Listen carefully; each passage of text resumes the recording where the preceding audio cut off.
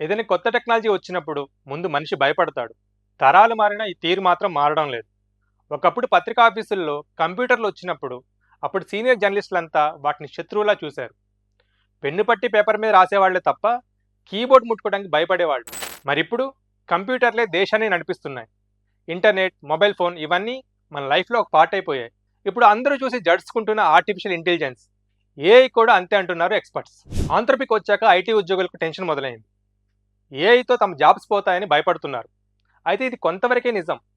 Facts మాట్లాడుకుంటే ఒకే స్కిల్తో ఉద్యోగంలో join అయ్యి అదే స్కిల్తో ఉద్యోగంలో రిటైర్ అయ్యే రోజులు ముగిశాయి. నాకేం తెలుసు అనే దానికంటే ఎంత త్వరగా కొత్త టెక్నాలజీ నేర్చుకోగలను అనే యాటిట్యూడే మీ సక్సెస్ని డిసైడ్ చేస్తుంది, మీ ఉద్యోగాన్ని కాపాడుతుంది. ఈ ఏఐ యుగంలో ఐటీ ఉద్యోగులు గుర్తుంచుకోవాల్సిన 5 ముఖ్యమైన సూత్రాలు ఇవే. ఏఐని శత్రువుగా చూడకండి. అది మీ ప్లేస్ని రిప్లేస్ చేయడానికి రాలేదు. జస్ట్ మీరు పనిచేసే మెథడ్ని మార్చడానికి వచ్చింది. సింపుల్గా చెప్పాలంటే ఏఐని వాడటం తెలియని వాడు వెనకబడతాడు, దాన్ని వాడటం నేర్చుకునేవాడు ముందుంటాడు. That's it. రెండో పాయింట్, డొమైన్ నాలెడ్జ్ మస్ట్గా ఉండాలి. జస్ట్ కోడింగ్తోనే కవర్ చేసేసుకుంటా అంటే కుదరదు. ఎందుకంటే ఏఐ మీకంటే బాగా కోడ్ రాస్తుంది.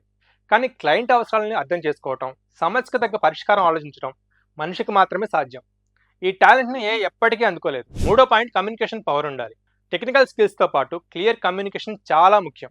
టీమ్ని గైడ్ చేయటం, డెసిషన్ మేకింగ్ ఇలాంటివన్నీ ఏఐ చేయలేదు. మీ ఐడియాని క్లియర్గా చెప్పగలడమే మీకున్న బిగ్గెస్ట్ ప్లస్ పాయింట్. ఇక నాలుగో పాయింట్ ఏంటంటే, ఒకటే కంపెనీలో జీవితాంతం పనిచేద్దామన్న రొడ్డకొట్టుడు ఆలోచన ఉంటే పక్కన పెట్టండి. మీ కంపెనీ మీద కాదు, మీ స్కిల్స్ మీద మీరు ఆధారపడే స్థితికి రావాలి. Project based works, freelancing works ఫ్యూచర్లో పెరిగే అవకాశం ఉంది. So be prepared. Last but not least, అప్డేటెడ్గా ఉండాలి. ఏడాదికి ఒక్కసారి ట్రైనింగ్ తీసుకుంటే సరిపోదు. నేర్చుకోవడం ఆపితే మీ కెరీర్ ఆగిపోతుంది. ఏఐతో ఓ విషయంలో మాత్రం కొంత డ్యామేజ్ జరిగే అవకాశం ఉంది. టెక్నాలజీని ఓవర్గా యూజ్ చేయడంతో మనిషి క్రియేటివ్ పవర్ తగ్గుతోందని కొన్ని పరిశోధనలు చెప్తున్నాయి. దీనినే సైంటిస్టులు రివర్స్ ఫ్లిన్ ఎఫెక్ట్ అంటున్నారు. దీనికి కూడా ఒక సింపుల్ సొల్యూషన్ ఉంది. ఏఐని ఒక మెథడ్లో కాకుండా ఒక పనిముట్లో వాడటం నేర్చుకోవాలి. ఉద్యోగాలు పోతాయి అని మీడియాలో వచ్చే వార్తలను చూసి భయపడకండి.